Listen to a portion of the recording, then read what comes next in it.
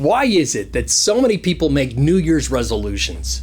What is it about this time of year that lead people to want to make a change in their lives? Well, in this episode, I'm going to share 4 reasons why people make New Year's resolutions. Plus, if you're going to make your own resolution, I'll give you some tips for making it more effective.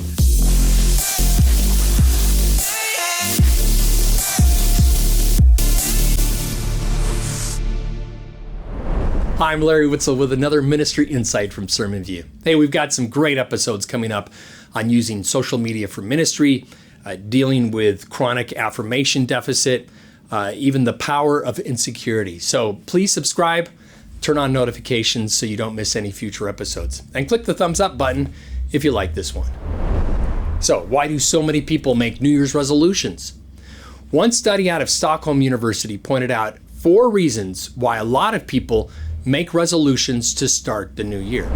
First, in some cultures, there's an expectation that you're going to do this, so there's a bit of peer pressure. One study found that 44% of adults in the US make New Year's resolutions, but that's not true in all cultures. In Sweden, for example, only 15% of adults make resolutions.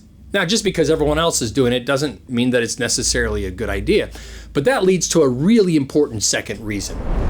God created humans with the innate desire to grow, to learn, to improve their lives. This desire for growth is woven into our identity as humans made in the image of God. So it's not at all surprising that we seek to improve our lives. And it intuitively makes sense that if you want to change something, resolving to make that change is an important step. Continuous growth is the way that God wired us. Third, the end of the year is often a time of reflection.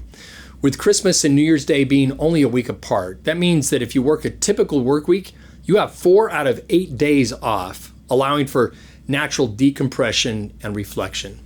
Personally, I try to take at least 1 extra day off that week to get away with my journal and reflect on the past year, which helps me prepare for the year to come.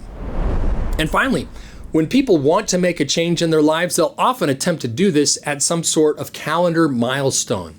At the start of a school semester, for example, or on a birthday.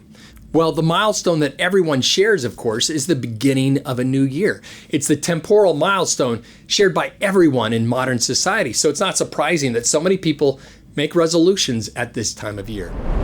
So those are 4 reasons why so many people make New Year's resolutions.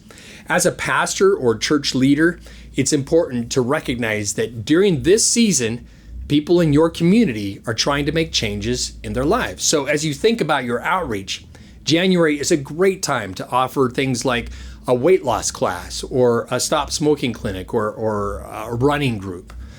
Leverage the natural seasonality of personal growth to make an impact in your community. Now, if you're going to make a resolution, are there things that you can do to make it more effective? I answered that question in another episode, but let me summarize it here. The answer is yes. And here are 4 things that you can do to help people in your community make New Year's resolutions more effective. First, help them think about the change that they want, not what they're trying to avoid. People who make what's called approach-oriented resolutions are 25% more likely to be successful than those that are avoidance-oriented. Second, invite them to tell at least one person about the change that they want to make and keep them updated on your progress. This social support is crucial. Third, encourage them to focus on a single goal in order to harness their self-discipline on one change. Self-discipline is a limited resource, so encourage them to focus it all on that one change that they want to make. And fourth, tell them to write it down. There's incredible power in documenting their intention.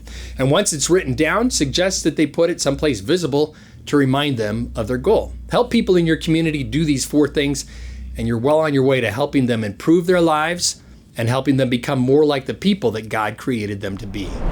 If you're a pastor or a church leader, a new calendar year brings new opportunities for ministry. A lot of people in your community are looking to make changes in their lives, and your church should be a resource to support them. But don't neglect yourself. You have a really important role because you're the one that God chose for this church at this time. Believe that God is going to do amazing things through you and praise Him when He does. I love you guys. I'm cheering for you. I'll see you next time.